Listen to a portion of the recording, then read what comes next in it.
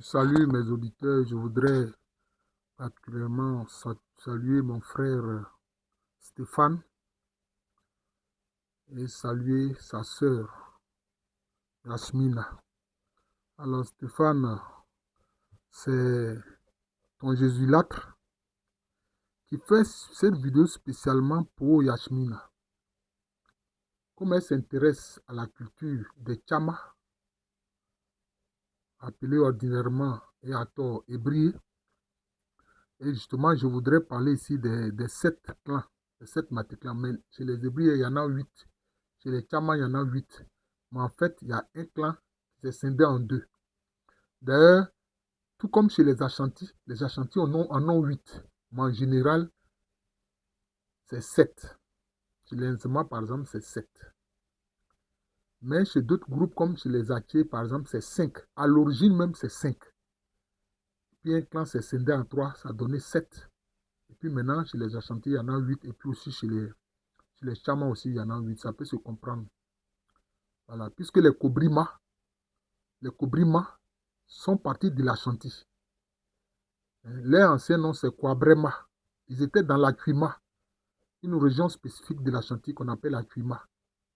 Mais ils ont migré avec les futurs Brons. Voilà, c'est cela.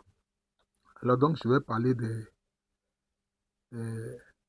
Amando. On appelle ça les Amando, les Manticlans, chez les Tchama. Voilà. Donc, Yasmina, je te salue. Donc, voilà, il faut suivre avec moi. Il y a le clan Badoma, qui a pour symbole le chien. Ba, c'est le chien. En fait, c'est ce clan-là que les Ashantis appellent Aduana Brade. Adua, c'est le chien. Et les Nzema appellent ce clan-là Ndouafou.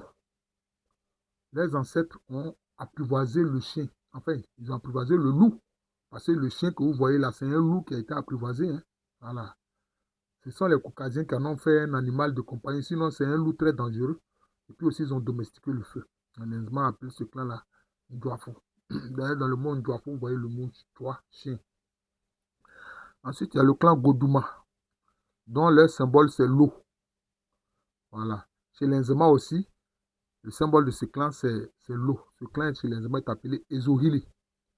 Mais chez les Ashantis, il est appelé Asona. Voilà.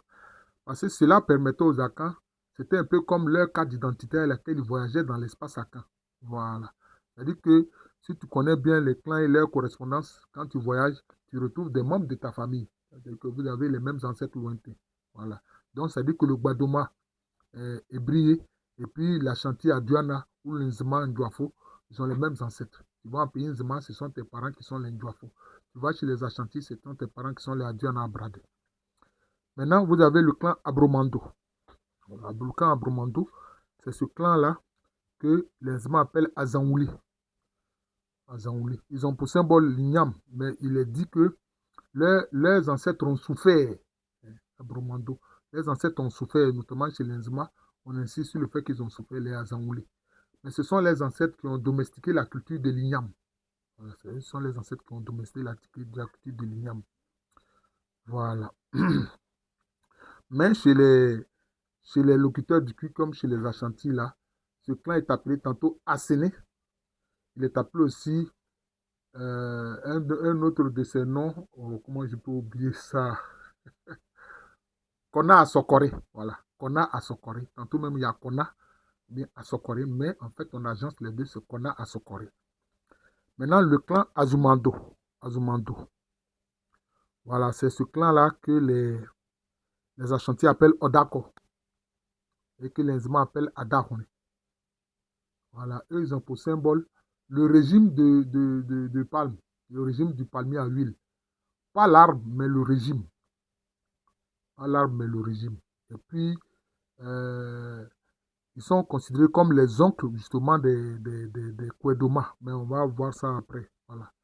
Et Azumando, c'est ça. Adahone, c'est les Nzema. Odako, c'est les Ashantis. Bon, mais chez les Ashantis, il faut dire que les symboles changent. Hein. Voilà, les symboles changent. Par exemple, chez les Ashantis, les Godouma ou les Ohli, les symboles, c'est la corneille et puis le corbeau. Voilà. Les Abromando ou Azanwoulé, chez les Ashantis, leur symbole, c'est le vautour. Le vautour. Azumando ou Odako, leur symbole chez les Ashanti, c'est l'épervier. L'épervier. Voilà. Et les Azumando ou Odako ou Adaruni chez les Nzima, c'est le régime de la graine de palme. Voilà. Et puis aussi, ils ont domestiqué beaucoup de plantes telles que la patate, etc., les piments, les aubergines, etc. C'est eux qui ont domestiqué toutes ces plantes-là. Maintenant, vous avez les Lokoma. En fait, les Lokoma et puis les Kwadoma, c'est le même clan à l'origine qui s'est scindé en deux. C'est le même clan à l'origine qui s'est scindé en deux. D'ailleurs, quand vous regardez, Lokoma, ça ressemble à Yoko. Loko, Yoko. D'ailleurs, le Yoko, c'est la famille royale de l'Ashanti est Yoko. Voilà, Yoko. Mais c'est le même clan là qui est appelé aussi Kwedoma. Donc ça s'est scindé en deux. Puisque les Kobrima qui sont venus de l'Ashanti, qui étaient appelés Kwabrema anciennement, mais c'est le même nom, vous voyez, Kobrima, Kwabrema. Il faut faire attention au glissement des mots. Voilà, c'est là où il faut faire attention quand on est chercheur. Voilà. On dit que les hommes sont forts. Les hommes sont forts. Effectivement, c'est la réputation. C'est la réputation. Par exemple, ce clan est appelé Aloba chez les Nzema. Aloba chez les Nzema. Mais Oyoko chez les Ashanti. Il est même aussi appelé Alangwa chez les Agnis. Les hommes sont forts. Voilà, les hommes sont forts. C'est ça. Les Kwedoma comme les Lokoma, en réalité, c'est le même clan qui s'est scindé. C'est tout. Voilà. Et puis maintenant, Tchadoma. Tchadoma, ça, c'est le clan que les Ashanti appellent Bretou, que les Nzema appellent Mafolé. Leur symbole, c'est l'or. C'est l'or. Et chez les Nzema, c'est l'or. Mais chez les Ashanti et autres, c'est les perles précieuses. Les perles précieuses. D'ailleurs, la poudre d'or, comme les perles précieuses, servait de monnaie. C'était la monnaie des Akans. Voilà, les perles précieuses. Voilà. Ce n'est pas les perles fabriquées par les gens, non, non, non. Ce n'est pas les perles non naturelles. Ce sont les perles naturelles là. Ça servait aussi de monnaie, comme la poudre d'or servait de monnaie. Voilà, ça c'est le symbole des Tchadoma, les Mafolais, chez les Nzima, les Bretou, mais aussi d'autres clans qui parlent la langue qui appellent aussi Ikwona Ahwene. Ahwene, c'est la perle précieuse. Voilà. Maintenant, vous avez le clan Fiedoma. C'est le clan auquel j'appartiens par ma maman. Les Nzima appellent ce clan-là Mvavili. Mvavili. Voilà. Bon, ils ont pour symbole le maïs. Ce sont les ancêtres. Ce sont mes... Je ne vais pas ramener ça à moi. Les ancêtres ont domestiqué la culture du maïs. Voilà. Mais chez les Dankira, ce clan est appelé Agona. Et il y a pour symbole le perroquet.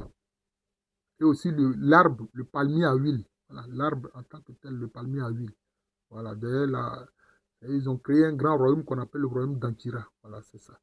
Mais, justement, chez les Dankira, ce clan est appelé Agona. Bon, dans le pays Fanti, il est appelé Anona. Anona, c'est-à-dire la famille d'Ano. Agona, la famille de l'ancêtre Agona. Voilà. C'est comme ça. D'ailleurs, chez les Nzema, quand on pleure les membres de cette famille-là, on rappelle le nom de leur aïeul qui s'appelle Nekaguna.